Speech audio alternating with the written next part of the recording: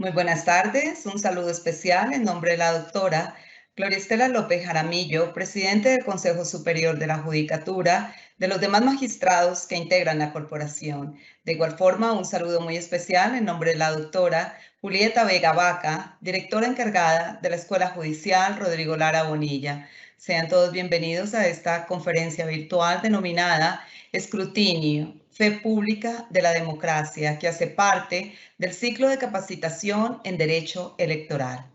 El escrutinio es el procedimiento que se realiza para el conteo de votos en una elección. Este busca consolidar y verificar los resultados de las votaciones por cada uno de los candidatos. Se lleva a cabo a través de comisiones escrutadoras y se ejecuta el mismo día de las elecciones a partir del momento de cierre del proceso electoral. La conferencia de hoy tiene como propósito precisamente reflexionar sobre algunos aspectos de la función pública de escrutinio, como son las etapas, los documentos que se utilizan, sus actores y su importancia dentro de un Estado social de derecho. El día de hoy tenemos el gusto de contar con el doctor Daniel Obdulio Franco Castañeda, abogado de la Universidad Santo Tomás, especialista en gerencia pública y control fiscal de la Universidad del Rosario, docente en diferentes universidades del país y actualmente se desempeña como asesor, consultor y abogado litigante. Tan pronto termine su exposición, nuestro conferencista invitado el día de hoy dará respuesta a las preguntas que se formulen a través del chat de participación. Las inquietudes técnicas sobre registro, conexión y evaluación de esta actividad serán atendidas con muchísimo gusto por servidores de la Escuela Judicial. Doctor Daniel Franco Castañeda, es un gusto tenerlo hoy con nosotros. Bienvenido, tiene el uso de la palabra. Muy buenas tardes para todos. Muchas gracias, doctora Claudia Julieta Vega Vaca, directora encargada de la Escuela Judicial. Un saludo extensivo a la doctora Gloria Estela López Jaramillo, presidente del Consejo Superior, y a todos los servidores y servidoras judiciales y demás que se han conectado a esta videoconferencia. El día de hoy vamos a compartir los próximos 50 minutos en relación a lo que se ha denominado el escrutinio, la fe pública de la democracia. Gracias por la invitación y procedemos. Voy a compartir presentación en este momento. El escrutinio como fe pública de la democracia. Escrutinio, fe pública de la democracia. Bueno, es un tema bastante importante que nos aboca el día de hoy. Estamos al portas de llegar a un proceso electoral. Nuevamente nos vamos a ver abocados en ese escenario propio de la democracia. Vendrán las elecciones de Senado y Cámara de manera más reciente y posteriormente las elecciones locales, también las elecciones presidenciales. Y hoy tenemos una coyuntura especial. La coyuntura especial que tenemos en la actualidad es que nos vemos abocados a una reforma al Código Electoral. Y ello va a traer implícito también unos mecanismos nuevos, unos mecanismos novedosos, adicionales a lo que consideramos debe adelantarse en las jornadas electorales. Hoy, cuando se me hizo la invitación para llevar a cabo esta actividad, queríamos abordar diferentes aristas. Por un lado, el derecho electoral. Por otro, lo que se consolida como la democracia. También queríamos determinar cómo los incidentes y los diferentes factores que desde la sociedad se hacen para poder llegar a un resultado efectivo de esa instancia electoral. Quiero arrancar y generalmente en estos procesos y cuando hemos venido hablando de temas electorales, me gusta hacer referencia a un parámetro general que es el control. Posteriormente discutiremos algo sobre democracia, sobre el escrutinio, sobre el preconteo y dejaremos a lo último unas modificaciones que se plantean en esa nueva normativa del escrutinio, en esa nueva normativa electoral, en donde nos vamos a ver abocados hoy qué va a suceder, por ejemplo, cómo cambió el empate, cómo nos vamos a modificar y adaptar a esos nuevos escenarios de la tecnología ya en el proceso del conteo electoral y también a suplir algunas necesidades, sin tampoco dejar de lado el papel importantísimo que tiene la acción de nulidad electoral y su correlación con el escrutinio. Cuando hablamos de control, tenemos que hacer la primera referencia. ¿Qué es control? El control, definitivamente, en su definición básica, hace, como aquí se explica, referencias a acciones de comprobar, de inspeccionar, de fiscalizar e intervenir. Es la forma, como podríamos decirlo, se regula manualmente o automáticamente un sistema. Y aquí yo quiero hacer la primera reflexión. Nosotros somos muy llamados a hablar de los sistemas, pero vemos en ocasiones no reconocemos o desconocemos, por decirlo de mejor manera, que hacemos parte de un sistema, de ese sistema de administración pública, de ese sistema judicial, de ese sistema electoral. Entonces el escrutinio termina siendo una herramienta de control, pero es que el control como tal tiene diferentes apreciaciones en la administración pública. Por eso, aquí hago una síntesis muy rápida de lo que podríamos determinar en los diferentes escenarios de control que aplican en la administración pública. Iniciamos con el control fiscal, mismo que se deriva y que es inherente a la protección de los recursos y de la gestión en cabezas de las Contralorías, de la Contraloría General, de las Contralorías Departamentales, de la Contraloría Distrital. A ello también debemos sumarle el control que se ejerce por parte de la auditoría a estos entes de control. El control político, súper clave, porque casi que lo que estamos hablando aquí deriva o tiene su génesis en el artículo 40 de la Constitución. Ese artículo 40 que nos da en teoría la fase y la base primordial para que podamos acudir a una acción de nulidad electoral.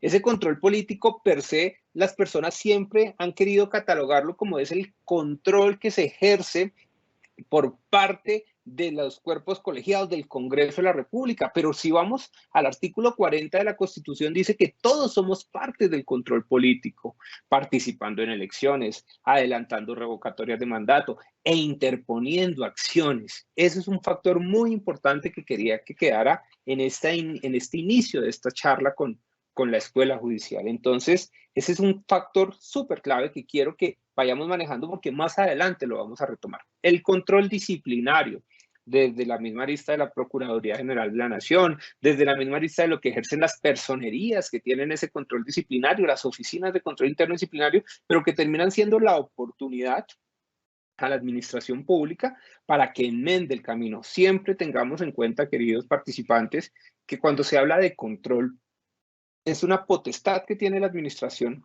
ni más ni menos, ni más ni menos, sino para corregir el camino andado, para subsanar aquellas falencias que se van presentando. Hoy nos vemos a puertas de un nuevo código electoral. ¿Y por qué? Porque ya era necesario hacer esos cambios, era necesario adelantar esa serie de ajustes. Continuemos el control presupuestal.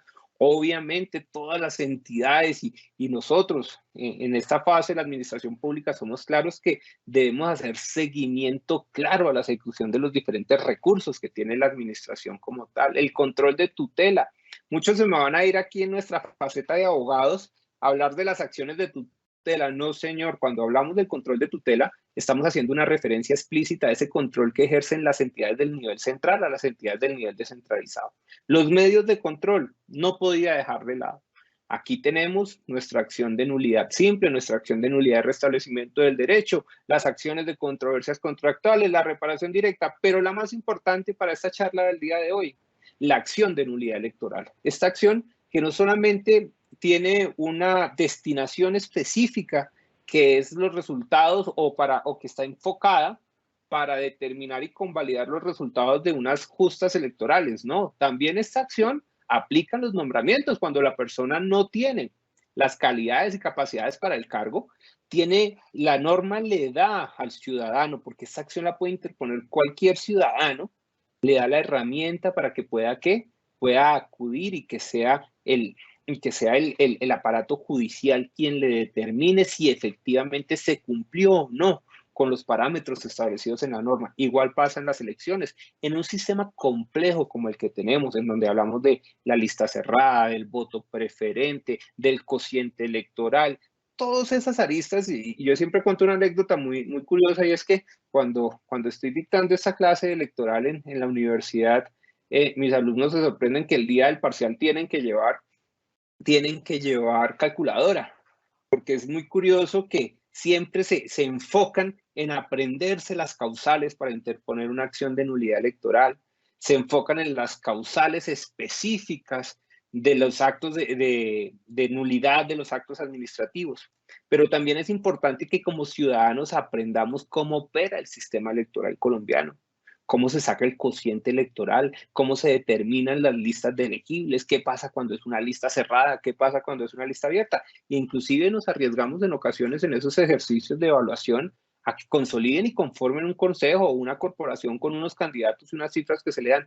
Considero y es muy importante que ustedes como servidores públicos y de los cuales muchos harán parte de comisiones escrutadoras, que entiendan también un poco la fase que hay detrás de ello, cómo se consolida esa lista, cómo se arma ese cociente, ese residuo, cómo se hace la distribución de curules. Entonces, este deriva de ese medio de control denominado la acción de nulidad electoral. Hablamos rápidamente de un control urbano ejercido hoy en virtud de la ley 1801 del 2016 por los curadores, por los inspectores de policía, que anteriormente estaba en cabeza de los alcaldes. Ahora la modificación del Código de Policía le dejó ese control urbano en cabeza de los inspectores. El control policivo. Hoy siempre nosotros teníamos un adagio popular en el que establecíamos que en mi casa hacía lo que quería, y cuando uno habla de ese control urbano, control policivo, queda en entredicho ese adagio popular, porque uno solamente hace lo que la norma le permita y lo que el código de comportamiento le permita. Y el control interno, visto como esa facultad que tienen las entidades para regularse, para determinar y para hacer un parangón misional entre lo que están haciendo los procedimientos y se están cumpliendo con los objetivos del mismo.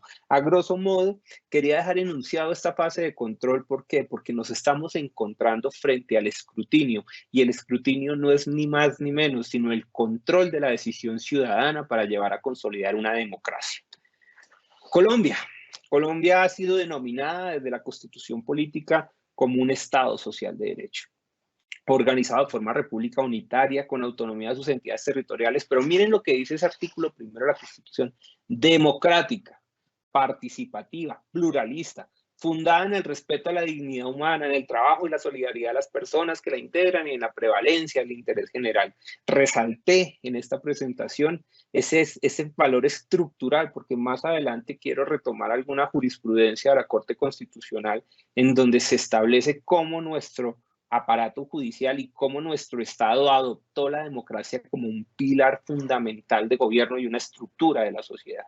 Entonces, desde nuestra definición de Estado vamos abordándolo enfocado a esa estructura democrática.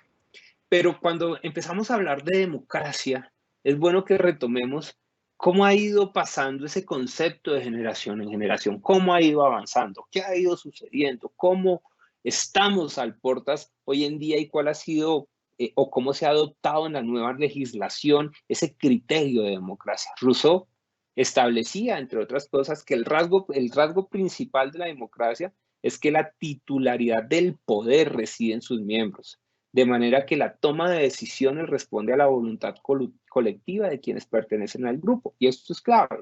¿Por qué? Porque miren los conceptos que nos trae o los parámetros que nos deja esta definición que establece Rousseau, o esta caracterización de la democracia. Y es que Rousseau lo que de una u otra forma está hablando principalmente es del poder, de ese poder que tiene ¿quién? El ciudadano. ¿Sí? Un ciudadano que tiene el poder de tomar una decisión, un ciudadano que tiene el poder de participar en unas actividades, como lo dice nuestra misma Constitución, el poder de elegir y ser elegido. ¿Sí?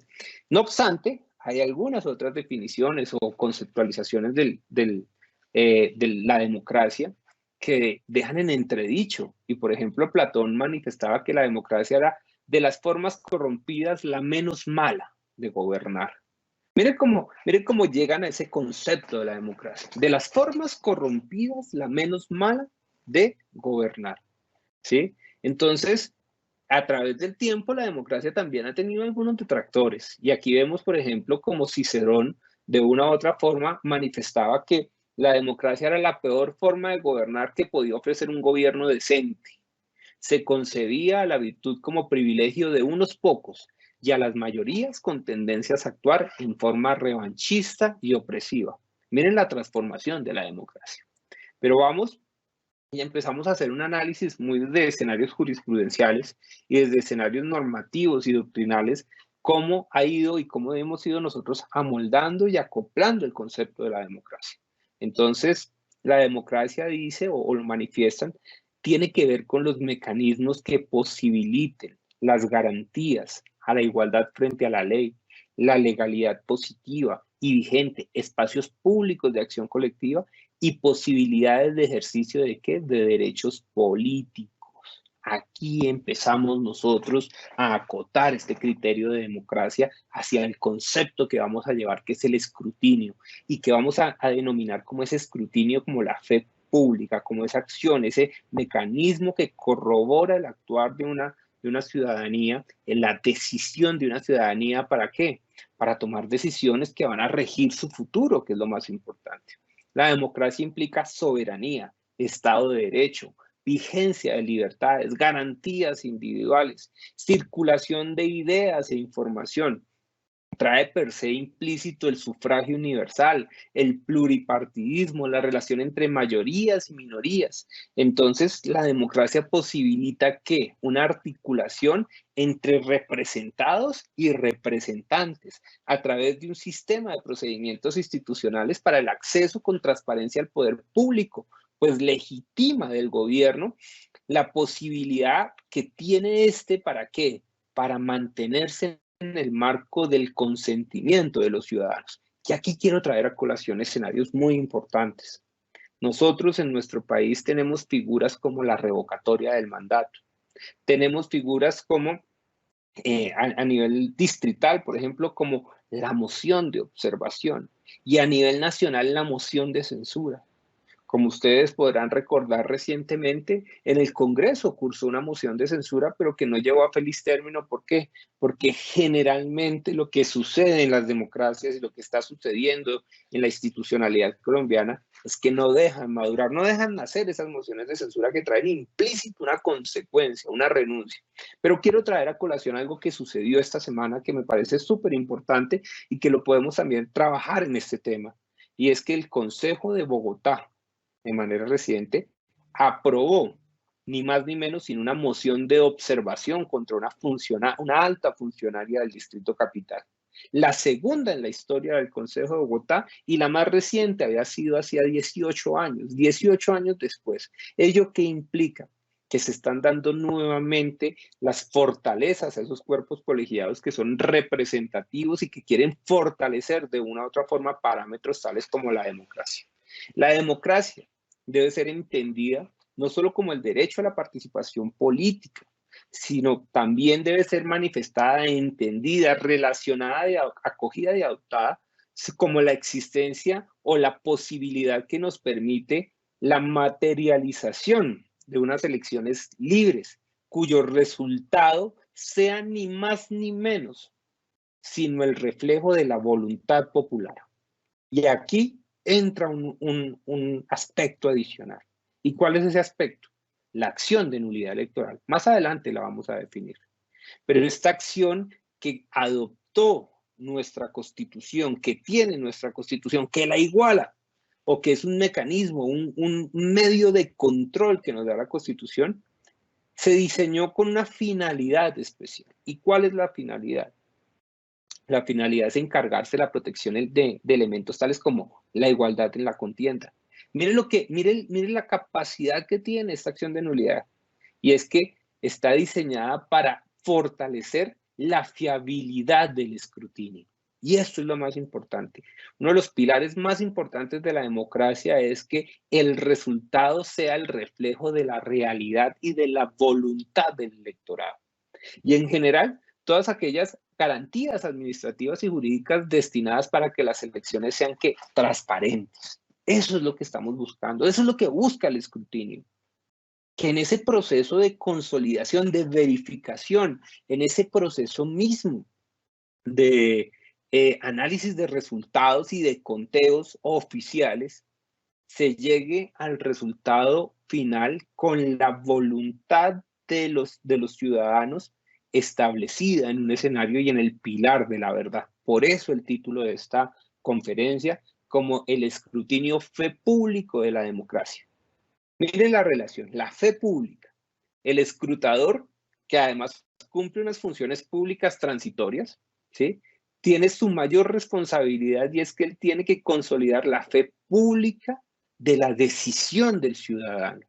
Y esa es una de las responsabilidades más importantes que más adelante volveremos a abordar. Pero miren lo que estableció, por ejemplo, en sentencia C317 de 2013, T317 de 2013, cuando la Corte Constitucional hizo referencia, ya lo había mencionado al iniciar esta conferencia frente a la democracia. Dice, con la consagración en el texto superior, la democracia adquirió carácter de principio estructural de la organización política del Estado colombiano, razón por la que surge para sus autoridades el deber de facilitarla y promoverla. Las autoridades tienen hoy un deber fundamental, un deber específico. ¿Y cuál es ese deber? Ni más ni menos, sino debe facilitarse la democracia, debe promoverla. Ahorita cuando tengamos la oportunidad más adelante de ver las modificaciones que se plantean en ese nuevo código electoral, en donde ya se habla de la tecnología, en donde se habla que tienen que suministrar el transporte, en donde inclusive ya vamos un paso más allá y con puntos que pueden generar algo de controversia, y es que se modificó, entre otros aspectos, por ejemplo, cuando hay un empate entre dos candidatos y prioriza el papel de la mujer. Y dice que cuando hay un empate entre dos candidatos y uno de ellos es mujer, debe ser elegida de manera prioritaria. Y ya se acabaron las balotas, ahora es con el nombre, pero eso lo vamos a ver un poco más adelante. Continúo con esta postura de la Corte Constitucional, en donde manifiesta que en efecto la actuación exigida de las autoridades es la manifestación del significado que da la Constitución a la democracia. Lejos de concebirla como una práctica apenas deseable dentro del comportamiento político de los colombianos, la incorpora al ordenamiento en uno de sus componentes esenciales y hace de ella un rasgo característico del Estado constitucional y de su producción jurídica. Las normas que de una u otra forma se están generando, se deben generar, deben estar cargadas con ese deber que tiene el legislador, en este caso, de promover y fortalecer el escenario democrático. Y hoy nosotros a diario vemos diferentes temas en la actualidad que tienen que ver recientemente en el Congreso de la República fuimos testigos de esa crisis al momento de elegir las mesas directivas. Recordarán ustedes que por primera vez se logró determinar cómo un vicepresidente, un candidato a la vicepresidencia de la corporación fue derrotado por el voto en blanco. Y eso conllevó, y hoy está en el Consejo Nacional Electoral ya al portas y en aras de que se adopte una decisión al respecto de si se cumplió o no se cumplió con lo que estaba establecido. Pero miren cómo a diario vamos viendo esa figura y ese actuar que nos permite consolidar a la democracia como un pilar estructural del Estado. Derecho electoral de Ternóren establecía, entre otras cosas, y definía ese derecho electoral como el conjunto de normas reguladoras de la titularidad del derecho al sufragio activo, pasivo, de la organización de la elección, del sistema electoral, de las instituciones y organismos que tienen a su cargo el desarrollo del proceso electoral y del control de la regularidad de ese proceso y la veracidad de sus resultados. Miren la herramienta que hoy en día contamos, el derecho electoral, como ese instrumento, ese escenario instrumental que nos va a permitir que fortalecer, vitalizar, recuperar y adoptar un nuevo camino en el que es los resultados electorales. Desde la perspectiva del principio jurídico se manifiesta por el doctrinante, podría decirse que el derecho electoral no tiene otro objeto que el de establecer las reglas estructurantes básicas ¿de qué? De la democracia. Este factor democrático, el principio, ese parangón, esa estructura del Estado colombiano está vigente y está presente en cada una de las decisiones y va a ser recurrente que la adoptemos en esta conferencia que estamos dando el día de escrutinio. Estoy haciendo un análisis de los diferentes factores que confluyen en este escenario y es cómo empezamos a abordar un poco la democracia, empezamos a hablar un poco del control, empezamos a hablar un poco del sistema colombiano para ir llegando a lo que nos trae el día de hoy, a ese escrutinio como tal. Y el escrutinio, conforme a la definición que trae la RAE, dice que es el examen y averiguación exacta y diligente que se hace de algo para formar un juicio de ello. Mire que esta definición de escrutinio nos puede aplicar también a lo que hemos nosotros denominado la fase de la consolidación de la democracia. Y es que es muy sencillo. Nosotros, ¿qué es lo que estamos buscando cuando se desarrolla un escrutinio? Una averiguación diligente, un examen exacto ¿de qué? De la consolidación de la voluntad del elector, del ciudadano. Pero si vamos a un escenario más práctico, se determina el escrutinio como el reconocimiento y cómputo de los votos en las elecciones o en otro acto análogo. Esa es una definición que trae la RAE. Sin embargo, hay diferentes escenarios y en este caso vamos a como la ha adoptado la Registraduría Nacional del Estado Civil, pero también como la ha adoptado o la adopta el nuevo Código Electoral, ¿sí? Y es cómo se está estableciendo, cómo está fortaleciéndose ese escrutinio, hacia dónde vamos. Y el escrutinio termina siendo una función pública, mediante la cual se verifican y consolidan los resultados de las votaciones. Consiste en el conteo, la consolidación de los votos depositados por cada candidato y por la lista de los candidatos. Establece de una u otra forma, y este ya es este criterio que voy a mencionarles acá, lo traigo ni más ni menos sino del artículo 161 del nuevo Código Electoral, ¿sí? Que retoma la definición del actual Código de Escrutinio y le empieza a incorporar poco a poco, le va incorporando esas nuevas figuras, imágenes, herramientas y demás que tiene hoy el proceso electoral colombiano. Y entonces se dice que el escrutinio es una función pública bajo la supervisión del Consejo Nacional Electoral, la máxima autoridad electoral, mediante la cual se verifican y consolidan los resultados ¿de qué? De las votaciones. Aquí, nosotros acuérdense que tenemos una serie de corporaciones públicas que son elegidas por voto popular. Las juntas administradoras locales, hablemos del caso Bogotá, 20 localidades, 20 juntas administradoras locales, de las cuales algunos tienen 11 ediles, otros tienen 9, se denominan ediles esos elegidos, otros tienen 9, otras tienen 7, las más pequeñas, con una modificación sustancial que hoy en día se va a dar en esas juntas administradoras locales, y es que las localidades en Bogotá, que son 20, pasarán a ser 32, y ello va a traer implícito una modificación en esa estructura de gobierno local que emanó desde la Constitución de 1991 y que hoy en día termina siendo el canal directo del ciudadano. El edil es el representante del barrio ante un gobierno distrital. Esa es una visión importante. ¿Qué otra corporación tenemos? Tenemos el consejo de la ciudad, en el caso de Bogotá, o los consejos municipales, o en el caso de las demás ciudades. En el caso del país tenemos las asambleas departamentales, ¿sí? Y vamos un poco más allá y tenemos ¿quién? El alcalde. Y después del alcalde tenemos ¿quién? Presidente, vicepresidente, y perdón porque me pasé ahí y obvié al Congreso de la República, conformado por sus dos cámaras. La Cámara del Senado, que es una elección de circunscripción nacional, y la Cámara de Representantes, que es un voto o una circunscripción territorial local. Nosotros en Bogotá, por lo menos, no votamos hacemos parte de Cundinamarca, pero no votamos por diputados a la Asamblea, porque somos un distrito especial. Pero hoy en día, en ese escenario electoral de voto directo de ciudadanía, son los votos con los que nosotros participamos. Ahora bien, habrán otros escenarios que ameritan el escrutinio, las consultas ciudadanas, los plebiscitos y demás, ¿sí? Pero hoy en día nuestra forma, nuestra cotidianidad está enmarcada muy seguramente sobre esas elecciones que, como se los mencionaba hace poco, pues estamos al portas nuevamente de iniciar un proceso electoral, el que viene, el de Senado y Cámara, en el mes de marzo del próximo año. Y en el mes de mayo nos veremos abocados a la primera vuelta presidencial. Conseguimos o sigamos en el marco de lo que estamos tratando en la tarde de hoy, es ese escrutinio que consiste ni más ni menos en ese conteo y consolidación de votos depositados por cada candidato, la lista de los candidatos, los votos blancos, los votos en nulo y las opciones y mecanismos de participación ciudadana.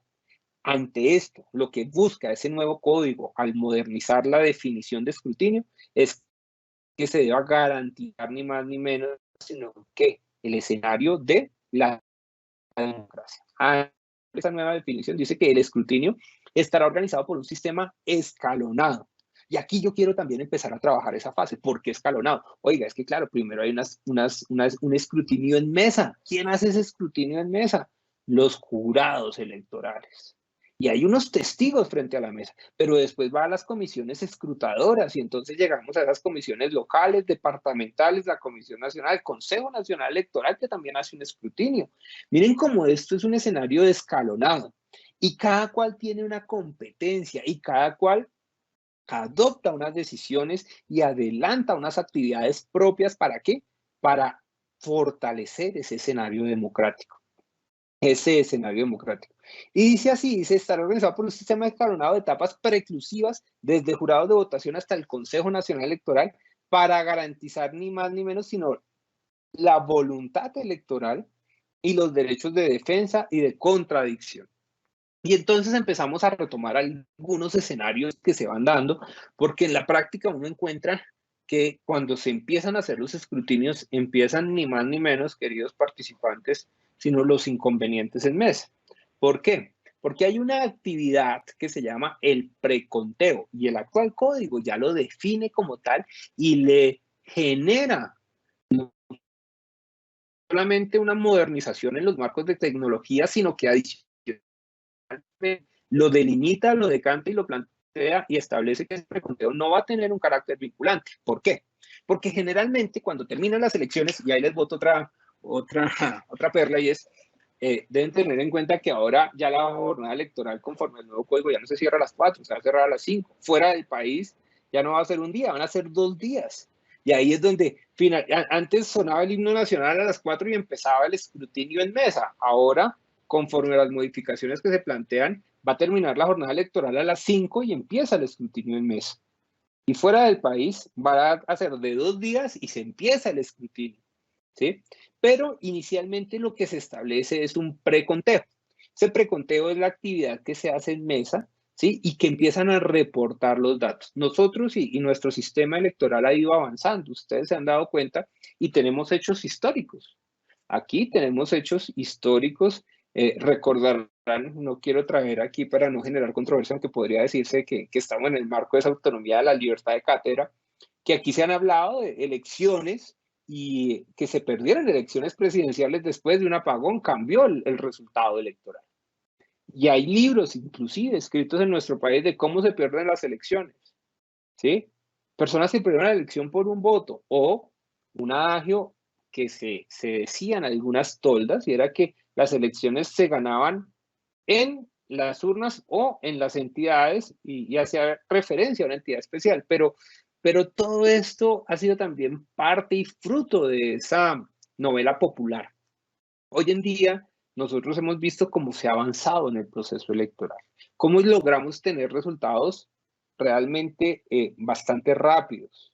Claro, diferente cuando hablamos de elecciones colegiadas, de cuerpos colegiados, a cuando son elecciones de autoridades unipersonales, porque es diferente cuando en el sistema que nosotros tenemos, que ustedes claramente lo conocen, y es la lista cerrada en la que solamente se vota por un partido y el orden de elegibilidad lo establece, es el partido que inscribe o la lista abierta, en donde se vota por los candidatos y el orden de elegibilidad lo establece es el número de votos que saca cada uno de los candidatos. No hay un orden preestablecido, sino sencillamente son las urnas las que lo definen, ¿sí?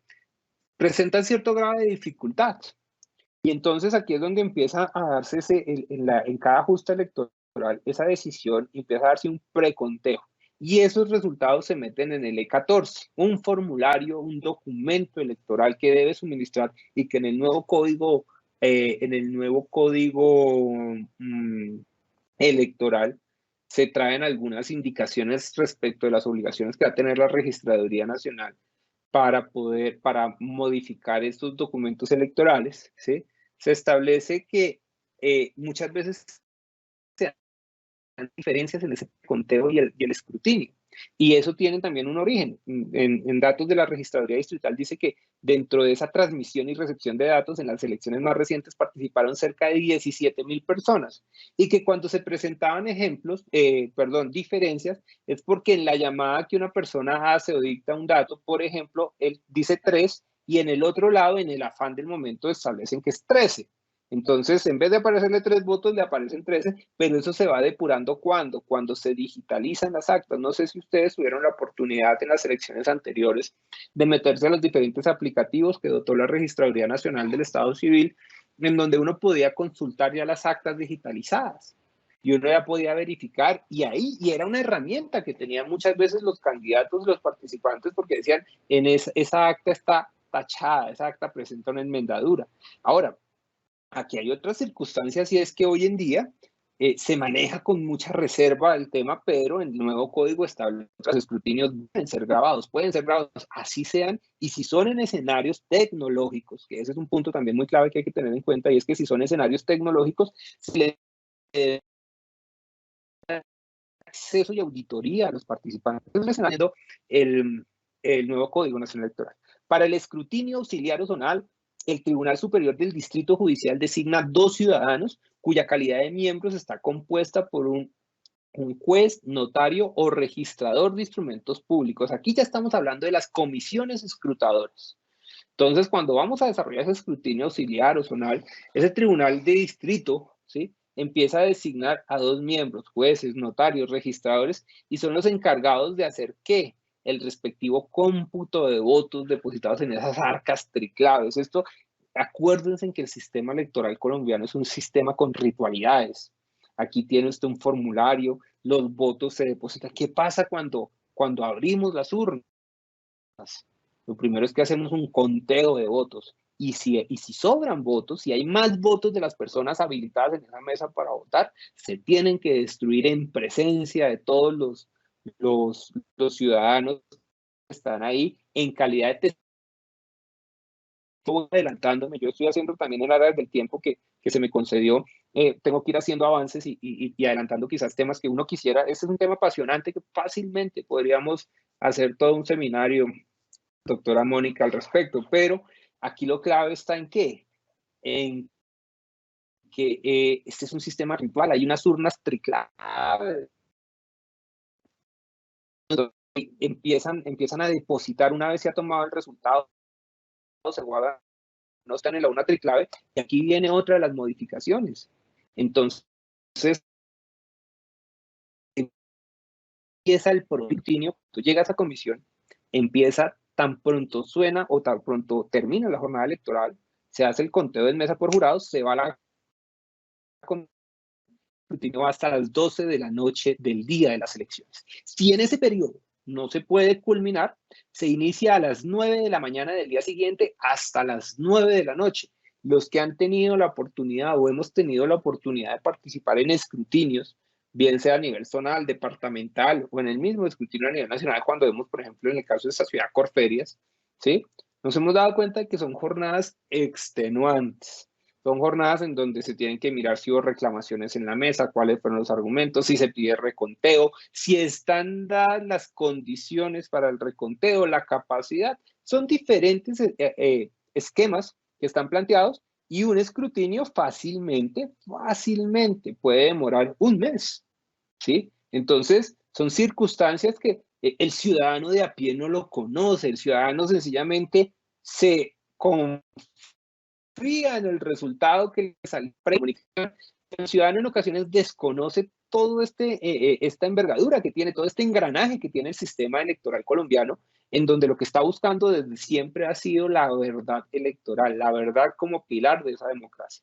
En el escrutinio distrital y municipal, el Distrito Superior de Distrito Judicial designa 2 ciudadanos de las mismas calidades descritas en el escrutinio anterior y actúan como secretarios de comisión los registradores distritales y municipales. Y en el escrutinio general, el que va al Consejo Nacional Electoral, se designan a 2 ciudadanos que han sido magistrados de la Corte Suprema de Justicia, Consejo de Estado, Consejo Nacional Electoral, Tribunal Superior, Tribunal de lo Contencioso Administrativo o profesores de Derecho como secretarios de esta comisión. Se designan a los 2 delegados del Registrador Nacional del Estado Civil. En esta conformación de estas comisiones, yo les decía que esto es un escenario ritual, ¿no? Entonces hay 2 escrutadores, ¿sí? Hay un registrador auxiliar municipal, los testigos debidamente acreditados o apoderados de los candidatos. Y es que aquí los candidatos, acuérdense que hay elecciones que se han perdido por un voto. Entonces es muy común para mis colegas abogados que el día de las elecciones empiecen candidatos a llamarlo a decirle, no, necesito que me respalde y me apoderen el escrutinio porque me ganaron. Y entonces ellos tienen hasta estrategias. Mis colegas empiezan a decirle, bueno, ¿y dónde es su parte fuerte? Mi municipio fuerte es tal. Hay que defender que no le tumben una mesa allá, porque si le tumban una mesa allá, usted puede perjudicarse. ¿Y quién fue el que quedó por encima suyo en orden de elegibilidad? Tal. ¿Cuál es el fuerte de él? No, el municipio tal. Hay que mandarnos allá y diseñar una estrategia a ver si logramos generar reconteos de votos o anular votos, ¿sí? Conforme a ese procedimiento y esas causales establecidas. Tampoco es que sea porque sí o porque yo soy el abogado. Aquí acuérdense que cuando hablamos de la nulidad, las causales de nulidad son taxativas. Y como son taxativas, en el marco de ese principio de responsabilidad que rige la función pública, debe estar sometida a lo que establece la norma. Continuemos. Y es esa comisión escrutadora auxiliar del municipio no zonificado intervienen quienes, los escrutadores, el registrador, los testigos, apoderados o candidatos, ¿sí? Los funcionarios de los organismos de control. Uno a diario encuentra funcionarios de la personería, funcionarios de la procuraduría que están participando, representantes de la fuerza pública, acuérdense, inclusive hay causales que están inherentes a esas situaciones de orden público que no son exentas y no son nuevas en nuestro país, ¿sí? Funcionarios encargados de la digitación en el aplicativo, procesamiento del acta general de escrutinio, de generar formularios E23, E26, E24 y el apoyo al recuento de los votos, y el patinador, que es la persona que encargada de sacar las bolsas con los documentos electorales del acta triclave, en donde se determina que ese sello, ese sobre electoral debe tener las firmas de los diferentes jurados, que debe estar el acta, que debe estar la relación de los votantes, debe estar quienes podían participar en esa mesa, y en donde adicionalmente debe dejarse constancia de las reclamaciones que se hicieron, porque algunas de esas reclamaciones deberán ser analizadas y definidas en esas comisiones escrutadoras. Testigos en los escrutinios, los que les decía, ¿quién es ese testigo electoral? Son designados de los partidos políticos que están ahí, ustedes siempre los ven, ellos pueden estar ingresando en las justas electorales a cada uno de esos puestos de votación, y ellos lo que hacen es verificar testigo. Ellos son vigilantes oculares de lo que está sucediendo, y cuando llega el momento del conteo, sin que tengan una intervención directa, ellos pueden grabar y pueden estar en el conteo de los votos, presencian cuando hay que destruir algunos documentos electorales, ¿sí? Y estos mismos testigos, ¿sí? Tienen dos facultades, o pueden ser, yo puedo ser testigo ante mesa o puedo ser testigo ante los escrutinios, ¿sí? Yo inclusive puedo tener las dos calidades, pero debo estar certificado y debo estar representado como tal y acreditado como tal en cada uno de los dos escenarios. Yo no es que porque yo sea testigo de mesa también puedo ser testigo en el escrutinio, no. Hay una acreditación específica para el testigo de escrutinio, y esa acreditación, ese carnet que les pide al testigo la registraduría distrital o la registraduría municipal, es la que le permite participar directamente y establecer las diferentes reclamaciones ante la mesa. Esas comisiones, está mirando un poquito el tiempo, creo que nos quedan como, ¿cuánto tiempo? Como 7, 8 minutos. Bueno, continuamos mientras. Las comisiones escrutadoras auxiliares municipales y demás son designadas en sala plena por esos respectivos tribunales de distrito judicial, de acuerdo con el estatuto del Código Electoral, y en el cargo del escrutador municipal auxiliar es de forzosa aceptación. Acuérdense, queridos amigos, que cuando a mí me designan como una comisión escrutadora, yo no puedo renunciar, yo tengo que participar, y tengo además, inclusive, la misma norma me ha generado unas sanciones, pero también yo tengo algunas capacidades de decir no puedo. Por ejemplo, dentro de esa respectiva circunscripción electoral no pueden ser miembros de comisiones escrutadoras o secretarios de estas candidatos, los cónyuges, los parientes hasta el segundo grado de consanguinidad o de afinidad, primero civil, según el artículo 151 del antiguo Código Electoral. La persona que, encontrándose en estas circunstancias, no se declare impedida, será sancionada con arresto inconmutable hasta de 30 días. Entonces, miren cómo empiezan a darse esa serie de circunstancias. Las comisiones escrutadoras no pueden negar solicitud cuando en las mismas actas de los jurados aparezcan tachaduras, enmendaduras. Acuérdense que aquí siempre es la pulcritud del escenario electoral, ¿sí? Las reclamaciones se pueden presentar inicialmente ante los jurados, posteriormente ante esas comisiones escrutadoras. Yo quiero ir como avanzando ya por cuestiones de tiempo. Los resultados que se entregan el domingo, esta es una apreciación que trae el nuevo código, y es que esos resultados que se entregan el domingo en la elección a través de la página web de la Registraduría de Medios de Comunicación son resultado del conteo rápido de mesa, y ya dice y lo deja claramente establecido que tiene un carácter de informativo, pero que no tiene un vínculo jurídico, no es vinculante a nivel jurídico. Cuando hablamos de la acción de nulidad electoral, qué lástima no poder ahondar un poco, pero hoy en día tenemos que establecer que esta acción, recuerden que opera no solamente para los cargos de elección popular, sino para los diferentes nombramientos, que tiene un requisito de procedibilidad en lo electoral, que tiene un término de caducidad de 30 días, que la puede interponer cualquier ciudadano.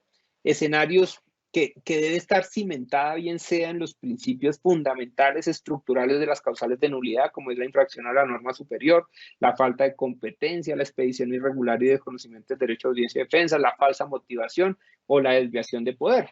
Pero también hay unas causales específicas que coadyuvan y conllevan a que se dé esa acción de nulidad electoral. Y son estas como que se haya ejercido cualquier tipo de violencia sobre nominadores, electores, autoridades electorales, que se hayan destruido elementos, ¿sí? O los documentos o el material electoral, así como cuando se ha ejercido cualquier tipo de violencia o sabotaje contra estos o contra los sistemas de votación, información, la consolidación de resultados. Los documentos electorales contengan datos contrarios a la verdad o hayan sido alterados con el propósito de modificar esos resultados electorales.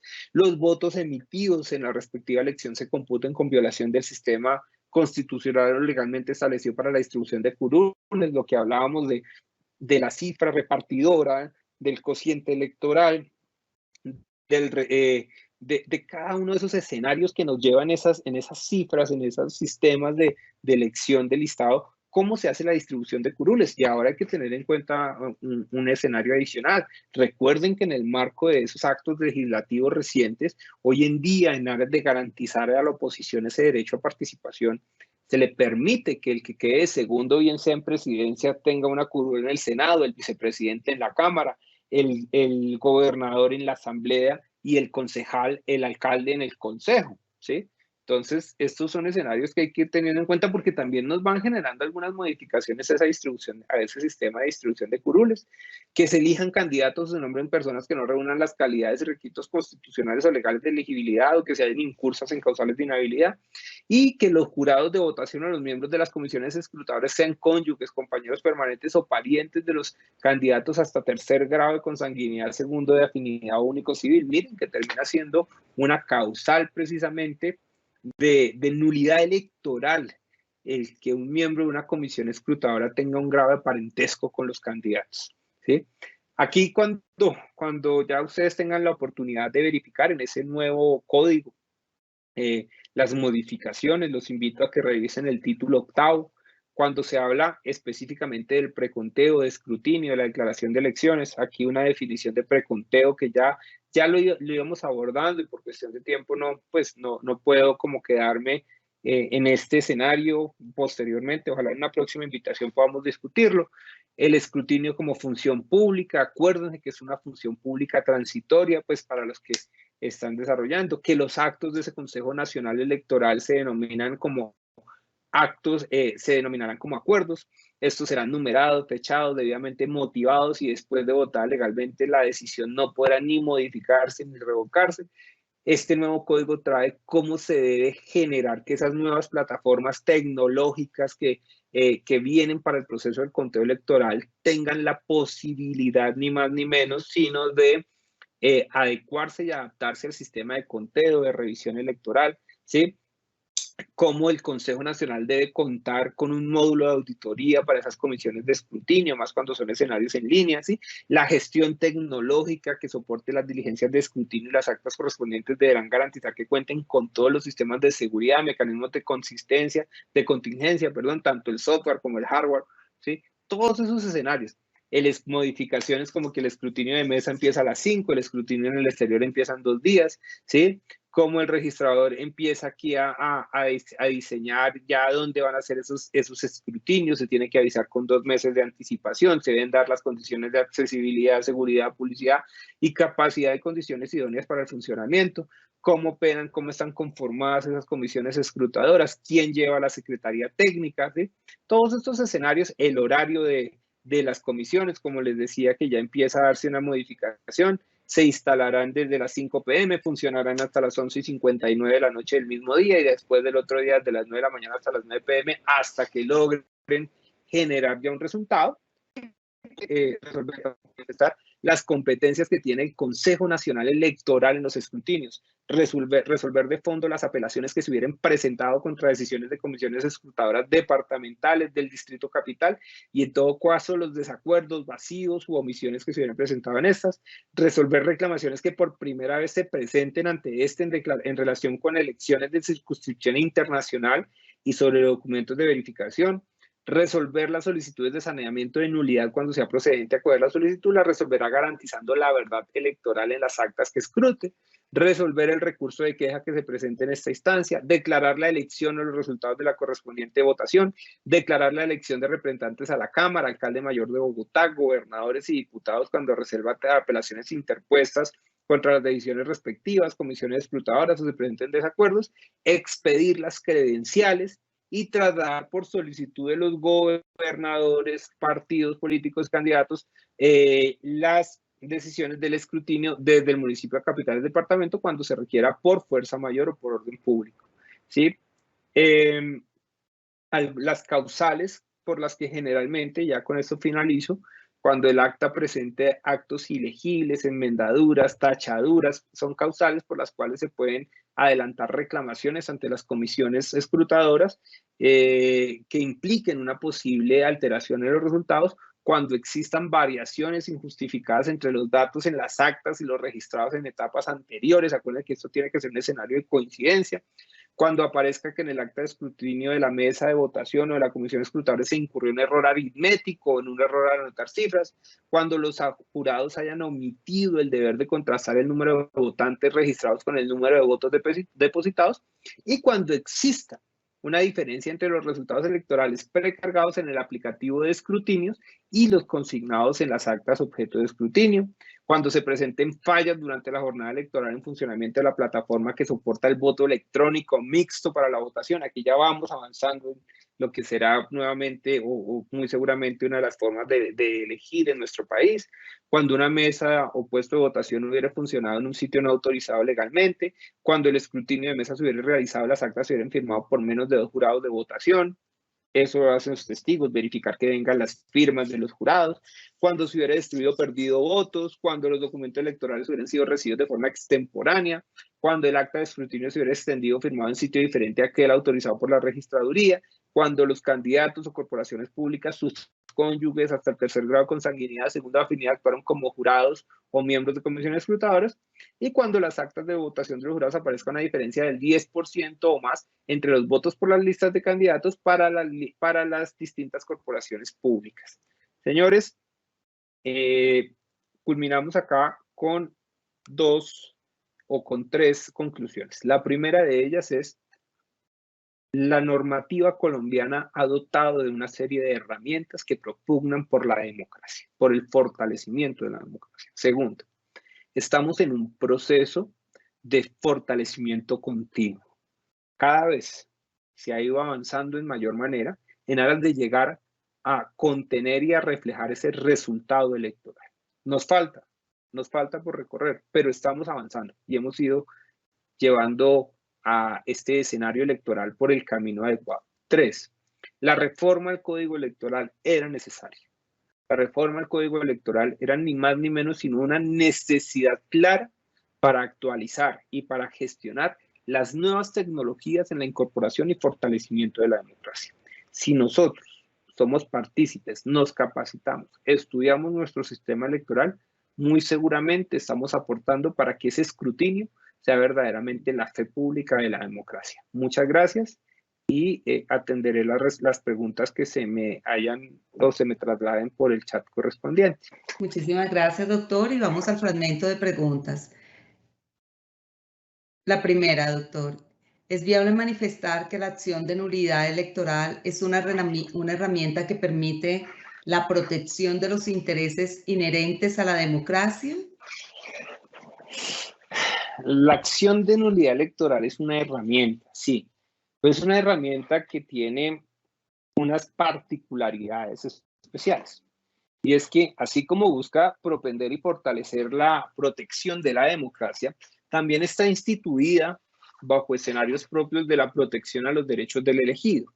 Entonces, si bien es cierto, es una herramienta, quizás le hace falta, para no decir que no sea la más adecuada, no, le hace falta por varios aspectos. Uno, cuenta con un requisito de procedibilidad que en términos de tiempo es complejo. Tiene que haberse hecho cuando esté temas electorales la reclamación previa ante la autoridad electoral. Y eso en nuestra sociedad no es tan fácil. Dos, cuenta con un término de caducidad realmente muy corto, doctora. 30 días a la persona que hizo la pregunta, 30 días en un término de caducidad, lo cual implica que esa acción de nulidad electoral es bastante corta y adicionalmente lo que ha tomado y la línea que ha trazado el Consejo de Estado de la sección quinta ha sido muy de defensa de esos derechos del elegido, y si sumaba que es una acción que puede ser interpuesta por cualquier persona, no se requiere abogado y la carga de la prueba está en cabeza del demandante, pues deja un poco débil la acción como herramienta para ese fortalecimiento de la democracia,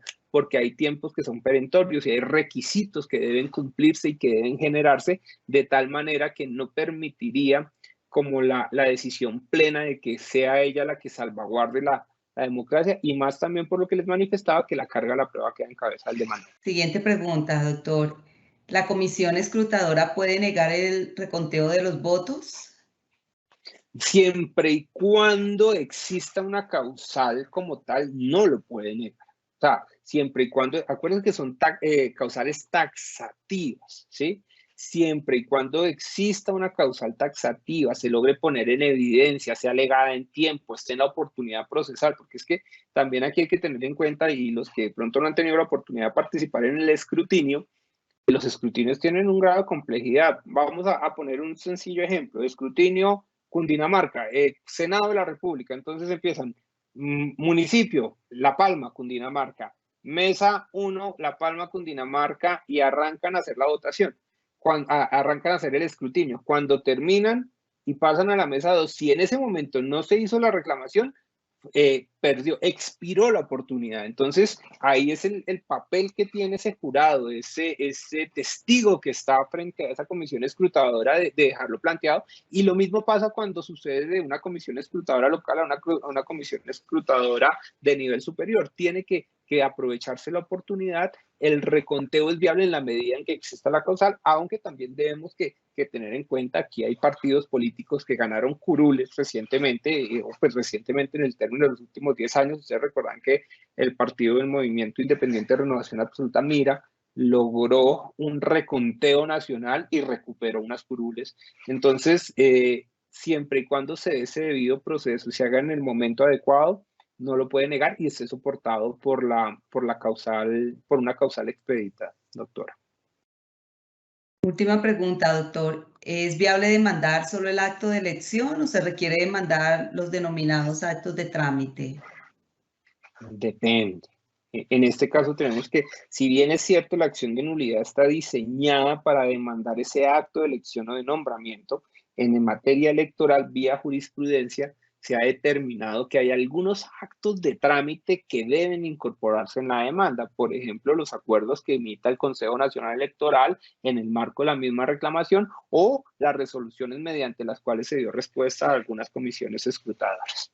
Más o menos es el camino, pero es una interpretación más por vía jurisprudencial que por vía normal. Un agradecimiento muy especial al doctor Daniel Obdulio Franco Castañeda por su clara y ponderada explicación sobre el escrutinio de sus elementos, tales como las comisiones escrutadoras, los testigos electorales, los escenarios de control, como lo nombró en su exposición, doctor, el cual es un tema recurrente en el ejercicio del derecho electoral y que nos ayuda para estar atentos frente al cumplimiento de las distintas garantías jurídicas que tienen asiento en las normas constitucionales.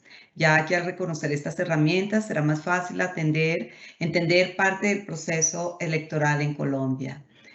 De igual forma, un agradecimiento a los servidores y servidoras judiciales y a todas las personas que actúan en el sector justicia que se conectaron a esta conferencia virtual. Los invitamos a que nos sigan a través de nuestras redes sociales como Facebook, Twitter, Instagram y YouTube, donde podrán encontrar más información sobre nuestras videoconferencias y noticias de interés. Muchísimas gracias.